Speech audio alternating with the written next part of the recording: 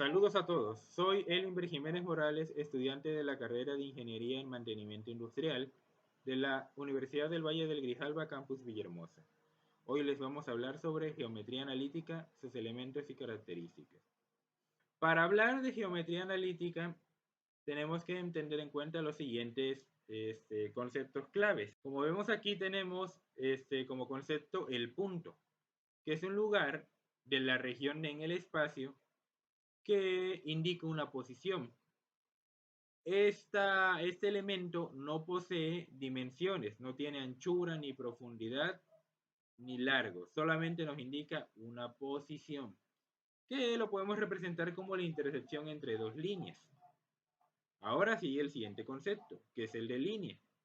Si ya hablamos de punto como elemento sin dimensión, ahora podemos agregar la dimensión 1, que lo podemos representar con una línea, la cual es un conjunto de puntos consecutivos, los cuales no tienen límite. Y hablando de líneas, tenemos dos tipos. Una línea recta, que es un conjunto de puntos que mantienen una sola dirección en el plano, mientras que la curva mantiene trazos continuos, pero no una sola dirección. Y ahora se preguntarán qué es el plano. Pues el plano es un elemento bidimensional, que es un conjunto ilimitado de puntos solamente delimitado o más bien proyectado a través de los ejes X y Y. Y también podemos tomar en cuenta el concepto de segmento. No lo encontramos aquí, pero es fácil. Es una línea recta que está delimitada por dos puntos sobre sí misma.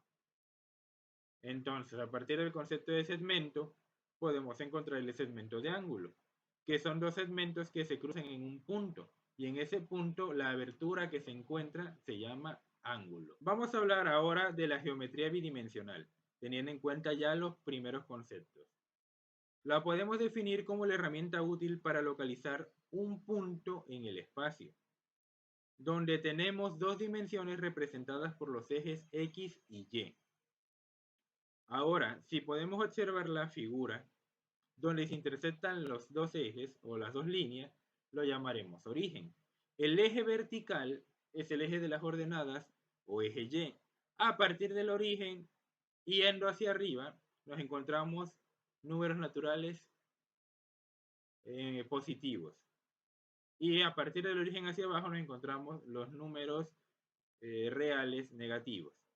Ahora, para el eje Y lo podemos llamar también eje de ordenadas. Mientras que para el eje horizontal o eje X lo llamaremos eje de abscisas. De igual manera, hacia la derecha encontramos números positivos y hacia la izquierda encontramos números negativos. Si podemos ver en la figura, al momento de hacer el plano se divide en 4 cuadrantes. Cuadrante 1, cuadrante 2 y cuadrante 3 en el sentido contrario de las manecillas del reloj. En el cuadrante 1 encontraremos coordenadas positivas positivas, o sea, el eje X es positivo y el eje Y también es positivo. Mientras que en el cuadrante 2, el eje Y es positivo, pero el eje X es negativo. En el cuadrante 3, ambas coordenadas serán negativas y en el cuadrante 4 encontraremos abscisas positivas y ordenadas negativas. Por ejemplo, tenemos la siguiente figura ubicada en el cuadrante 1. Ahí dice el ejemplo, si tenemos los puntos 3.8, 0,2 y 10,2, podemos formar un triángulo de las siguientes características. Ahora, ya vimos las coordenadas bidimensionales. Pero ¿qué pasa? Nosotros vivimos en un mundo de 3 dimensiones. Entonces, no solamente tenemos anchura y largura, sino también tenemos un concepto llamado profundidad. A este nuevo concepto o este nuevo eje que se nos traza en nuestro plano, lo llamaremos el eje Z. Y si bien la conjunción de dos dimensiones nos forman un plano, y este plano está formado por la intersección de dos elementos unidimensionales que son dos rectas, a la intersección de tres planos lo llamaremos sistema tridimensional de coordenadas. La recta en 3 dimensiones se comporta igual, tanto en segunda dimensión como en tercera dimensión. Sin embargo, ahora los puntos que conforman a la recta tendrán una tercera posición, que será la de la profundidad. Sin embargo, el concepto no cambia, sigue siendo una consecución de puntos sin límite. Ahora vamos a hablar del concepto de las secciones cónicas, ya habiendo abarcado los conceptos más básicos de la geometría. Si nosotros tenemos un cono y a ese cono lo seccionamos en diferentes inclinaciones, ya sea horizontal, vertical o oblicuamente, obtendremos ciertos elementos. Estos elementos los podemos trasladar a un plano bidimensional y hacer cálculos con ellos. Por ejemplo, la sección cónica más básica que tenemos es la circunferencia. Si nosotros tenemos un cono y lo seccionamos horizontalmente con un plano, obtendremos una circunferencia que podremos trasladar al plano. Aquí podemos ver la ecuación que lo representa. X menos h al cuadrado más y menos k al cuadrado es igual a r al cuadrado. El siguiente elemento que encontramos de las secciones cónicas es la elipse. La elipse nace a partir de seccionar un cono con un plano de forma inclinada o oblicua. Se forma una curva cerrada en las cuales todos sus puntos tienen una distancia proporcional a partir de sus ejes llamados focos.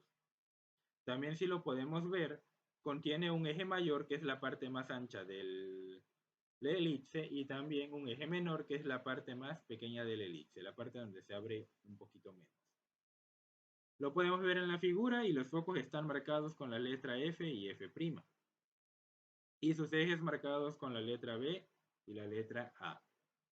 Si podemos ver en la fórmula, podemos decir que x al cuadrado sobre a al cuadrado más y al cuadrado sobre b al cuadrado es igual a la unidad.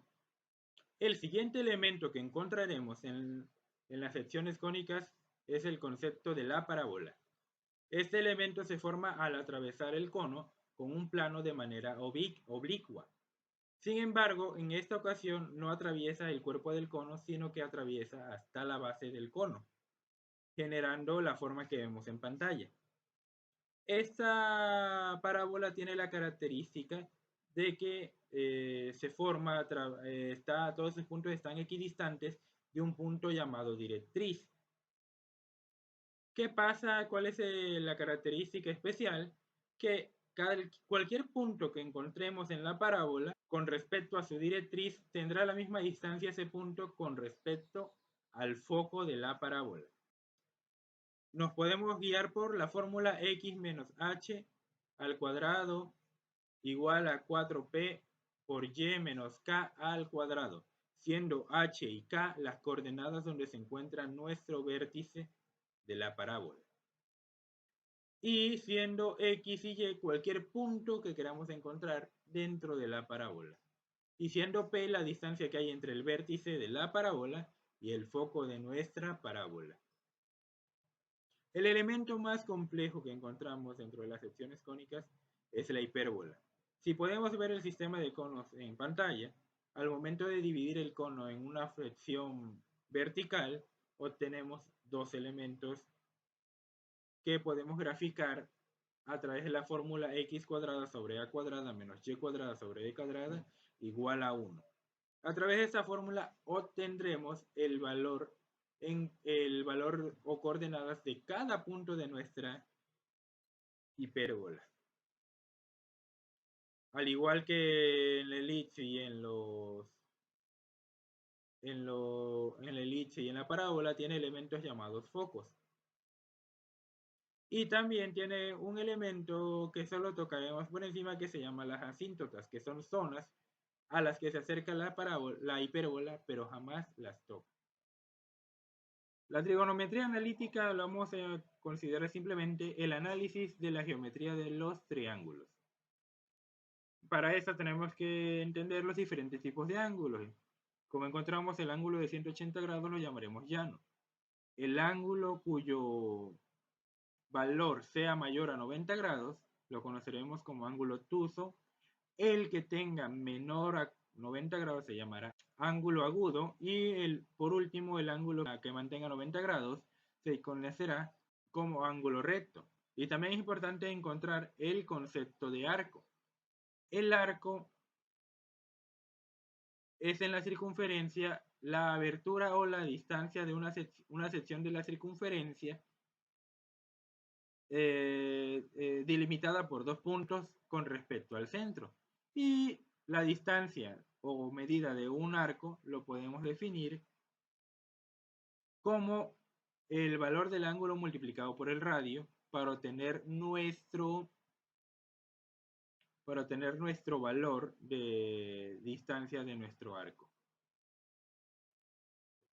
El teorema de Pitágoras lo tenemos que definir a través de un triángulo rectángulo en el cual tenemos dos catetos, que son los lados más pequeños, y el lado más grande será conocido como hipotenusa. ¿Cómo usamos el teorema de Pitágoras? Pues tenemos que definir una fórmula. La fórmula es que nuestra hipotenusa elevada al cuadrado será igual a la suma de ambos catetos del triángulo elevado.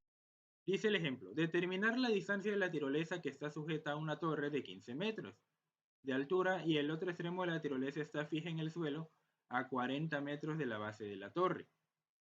¿Qué tenemos que hacer? Si tenemos que calcular la distancia de la tirolesa, podemos ver que la tirolesa se encuentra en el lado mayor del triángulo, lo que nos quiere decir que es nuestra hipotenusa. Por lo tanto, nuestra hipotenusa al cuadrado será igual a la suma de los catetos elevados al cuadrado. ¿Cuáles son nuestros catetos? La altura y la longitud sobre el suelo. Tenemos de altura 15 metros y tenemos de longitud sobre el suelo 40 metros. Si elevamos al cuadrado 15 nos da 225 metros cuadrados. Más elevar al cuadrado 40 metros nos da 1600 metros cuadrados. Entonces, al sumar nos da que la hipotenusa elevada al cuadrado es igual a 1825 metros cuadrados. Pero como nosotros nos interesa la hipotenusa y no la hipotenusa al cuadrado, tenemos que despejar hipotenusa. Si de un lado está elevando al cuadrado, al otro lado está sacando raíz. Por lo tanto, la raíz de 1825 metros cuadrados es igual a 42.7 metros. Basándonos en todo lo que hemos hablado de los triángulos rectángulos, también podemos hacer funciones a través de un ángulo definido de los ángulos agudos que contiene nuestro triángulo. Ya sabe, contamos con dos. Primero definimos cuál es nuestro ángulo de referencia. Aquí lo podemos ver en la gráfica como un ángulo en que encontramos a partir del origen. Y entonces, a partir de ese ángulo definimos que el cateto que está opuesto al ángulo se llama cateto opuesto. Y el que está pegado al ángulo se llama cateto adyacente. Bajo esta premisa podemos obtener las funciones trigonométricas que vemos en la tabla. Bueno, ahora hablaremos de las coordenadas polares, que combinan muchos de los elementos que vimos anteriormente. La circunferencia, los triángulos y el plano cartesiano, que en este será un plano polar. ¿Cómo definimos nuestras coordenadas polares? Pues lo definimos a través de un ángulo de abertura a partir de un origen. A partir de ese origen se abre una línea recta y solamente la limita un radio o una R. Una coordenada, una distancia en R a partir de la línea que se forma en la apertura del ángulo. Si nosotros deseamos transformar nuestras coordenadas polares, nuestras coordenadas cartesianas, nuestras coordenadas polares a cartesianas, tenemos que, para X, tenemos que tener el radio multiplicado por el coseno de nuestro ángulo. Y para Y, tenemos que tener el radio multiplicado por el seno de nuestro ángulo. Bien, dice el ejemplo: transforma el punto expresado en coordenadas cartesianas a coordenadas polares. Y recordando que la fórmula para el ángulo es la tangente del ángulo es igual a y sobre x. Empezamos calculando el ángulo, tangente es igual a raíz de 3 sobre 1, que son las coordenadas cartesianas. Todo esto nos da como resultado que tenemos que despejar la tangente, porque el ángulo es el que desconocemos. ¿Cómo despejamos la tangente? Ocupando la función inversa llamada arco tangente. Entonces tenemos arco tangente raíz de 3 sobre 1. Esto nos da un resultado de un ángulo de 60 grados. Sin embargo, estos elementos, este ángulo lo tenemos que tener en radianes, ocupando la fórmula que encontramos a continuación, que es, si un radián equivale a 180 grados sobre pi, entonces ¿a cuánto equivalen 60 grados? Bien, entonces el ángulo va a ser igual a 60 grados sobre 180 grados sobre pi. Siguiendo nuestras reglas algebraicas, subimos pi y nos queda 60 sobre 180, los que nos da como resultado 1/3 de pi radianes, o lo que es lo mismo, pi sobre 3 radianes. Esa es en cuestión del ángulo. Ahora, para calcular el radio ocupamos la ecuación de la circunferencia, que es x cuadrada más y cuadrada igual a r cuadrada. Recuerden que a partir de las coordenadas polares está en el origen, por eso aquí no tenemos ni h ni k, porque en el origen h y k son 0. Entonces solo cuestión de sustituir el valor de x, que es 1, y el valor de y, que es raíz de 3, y nos da que r cuadrada es igual a 1 más 3r al cuadrado. Para despejar r le sacamos la raíz cuadrada de 4, por lo tanto el radio o distancia desde el punto sobre el ángulo es igual a 2. Por lo tanto nuestras coordenadas polares quedan p, 2, pi tercios. Ahora veremos las diferentes formas de representar una recta. Vamos con la más simple, coordenadas cartesianas. Aquí vemos la fórmula que y es igual a y menos 1 igual a y2 menos y1 sobre x1 menos x1 por x menos x1 más b. ¿Qué nos quiere decir esta fórmula? y1 y x1 y x2 son dos puntos que pasan por nuestra recta. Y a partir de esos puntos podemos calcular la ecuación de la recta. ¿Qué significa el más b? La b significa el punto donde la recta atraviesa el eje de las ordenadas. Si el eje no atraviesa por el eje de las ordenadas y pasa por el origen, la b equivale a 0. Y la división entre y1 y y2 menos y1, x2 menos x1, es lo que se conoce como razón, que tanto crece la gráfica conforme aumenta en un eje. Por último hablaremos de la forma vectorial y paramétrica de la ecuación de la recta. Tenemos, por ejemplo, aquí en la fórmula, como vemos en la imagen, tenemos x, y, que son los puntos cartesianos, es igual a x inicial, y inicial, más el vector AB, siendo AB las coordenadas del vector. Mientras que a partir de la forma vectorial podemos obtener las paramétricas, como, pues para x lo podemos subdividir en x inicial más TA, o sea, la zona del vector en el punto x, y y igual a y inicial más tb, la zona del vector en continuando. Y por último tenemos este ejemplo. Encuentra la ecuación paramétrica que pasa por el punto 3.5 y el vector director, que es igual a menos 2,1. Ocupando esta premisa, simplemente ponemos la x y y inicial en la fórmula, teniendo que para x inicial es 3 menos la multiplicación del vector director en x por t. En este caso nos da menos 2t. Y para y lo mismo, ocupamos el punto 5 como el inicial, de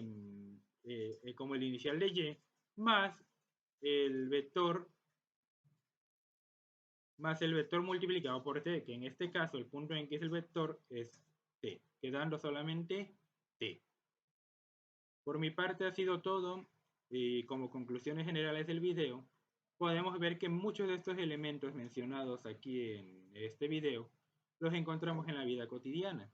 Y también podemos encontrar algunos ejemplos para calcular. Si alguna vez se han preguntado cómo se han calculado las enormes distancias o los grandes árboles que vemos en algunos documentales, tal árbol mide, tal pirámide mide, pues han sido a través de la trigonometría. Ha resuelto problemas tan sencillos como problemas muy grandes. Y es una herramienta útil que todo ingeniero debe aprender a utilizar de manera correcta.